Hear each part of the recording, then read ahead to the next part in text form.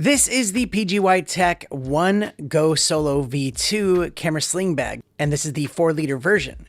It's a really nice looking quality made bag that is the perfect size if you want something quick to hold and access your camera and some other accessories. The quick adjustable strap is very strong, really cool, but also it's very soft, so it feels nice against your skin. The main pocket you can see has a lot of room, but check out this section over here. It's held together by magnets, and you have these nice little pockets for cords, filters, SD cards, and other specific accessories. And in the main pocket, it has this removable spacer for your bigger camera and lenses to keep them nice and safe. And there's another section over here for batteries and other accessories.